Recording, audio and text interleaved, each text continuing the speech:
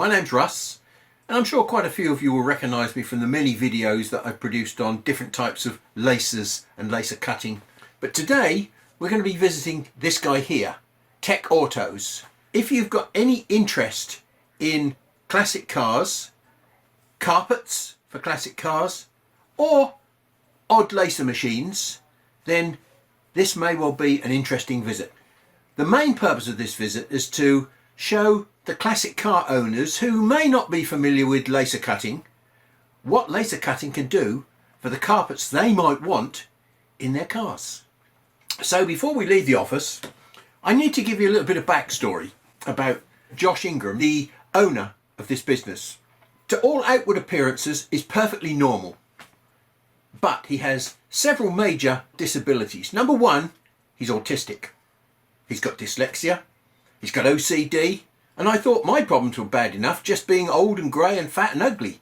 Josh does not hide those disabilities.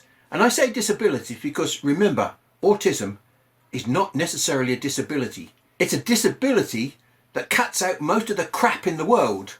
He focuses very closely on certain things. Now, he's always been involved in the motor industry from the point of view of spares, and he knows a huge amount about automobiles, foreign, particularly British classic cars. And that's what he's specialised in with this business. He makes classic car carpet sets. Up until about a year ago, he was manufacturing these carpets by hand, using exactly that.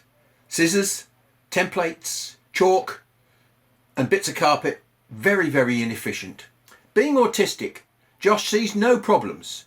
He can do anything that he sets his mind to. He decided that the sensible thing to do was to stop cutting manually and to try and do it with a new technology that he'd encountered, laser cutting. Well, he bought himself a little diode laser, not exactly the right thing to test with, but he managed to cut some carpet with a diode laser and said, hey, this is it, this is the panacea, we're off. He went onto YouTube and various other laser forums, and he learned as much as he could about how laser machines worked and how to go about building them. So he did just that. He built himself a monster machine, 4.5 meters long by about 2.25 meters wide. He decided he needed a bit more power than the 20-watt little diode laser he got, so he stuffed a 150-watt CO2 tube on it.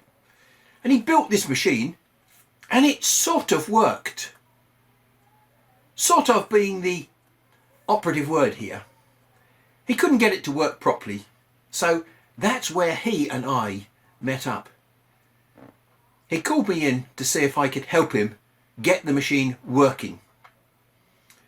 But to be honest, when I stepped in, it was a bit like looking at a dinosaur. It was huge, over-engineered, with over-engineering on top of over-engineering, because that was the way that he saw engineering. What we're going to see today is the results of a year's worth of hard work between him and I to refine the machine into something that works very, very well. It's got some unique features that you'll not find on any other machine, and it does a fantastic job of cutting carpets. His attention to detail is beyond description. Has got an encyclopedic knowledge of any British car from the 1940s onwards. He deals with people all over the world that have got classic cars, but at the moment he hasn't got a huge repertoire of templates for things American. Now, if you happen to be in America and you need classic car carpets, talk to Josh, because there are 3 opportunities that you've got. One, you can strip the carpets out of your car and send them to him. He will produce templates from them and send them back to you along with your new carpets. You can send him paper templates, or you can send him DXF files if you have that capability. With that said, the only closing comment I will make is you won't meet Josh on this video. He's a bit camera shy. I'm sure you'll hear him speaking at the speed that his brain works, and I'm sure that I will be showing my normal total disinterest in the product that he's making. I can't look at a piece of carpet and say that belongs to this car that year and it belongs in the rear footwell, you know, and it's made of this pile, and that's beyond me. That's the sort of encyclopedic knowledge that a guy with autism has. He is the perfect guy to be running this business. along with his attention to detail because of his OCD. So just look at the website, read about him and speak to him. Well, let's go. Welcome to Tech Autos, and the first thing you'll see is the reason why the machine is so large. The roller's large and heavy, and we use the powerful stepper motor on the gantry to help pull it onto the machine. Josh has a huge library of carpet templates, and as you can see, when these would be cut manually, it would be incredibly difficult to make very efficient use of the material. But by nesting them very cleanly like this, you can see how efficient the material usage is. This pattern then gets downloaded to the machine, and away we go. Now you'll notice the head dropping down. The plastic shoe tends to sit on the surface of the carpet because the bed of the machine is not absolutely flat all the way over its whole area, and the shoe rides up and down to keep a constant focal distance. Now here you see the laser tube itself in action. The pink beam, when it switches on, is not the laser beam itself. It's like the engine. It's the thing that creates the laser beam, which is an invisible beam that bounces off a mirror at the end, across to that mirror there, and then back along the whole length of the machine at 45 degrees, sending the beam down to a lens which is sitting there inside that nozzle. You can see the shoe is just clear of the carpet there, because in this particular carpet we don't need the focal distance to be as accurate. And there we go, job done.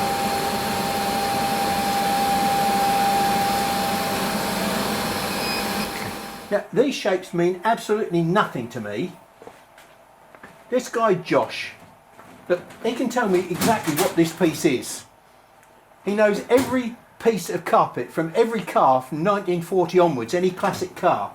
No. I mean, to me, this could be something. To him, it's a piece of scrap. Absolutely. That, by the way, is... No, I don't want to know. I don't care. Please don't tell me. It's just going to confuse me. I won't be able to sleep tonight. Okay.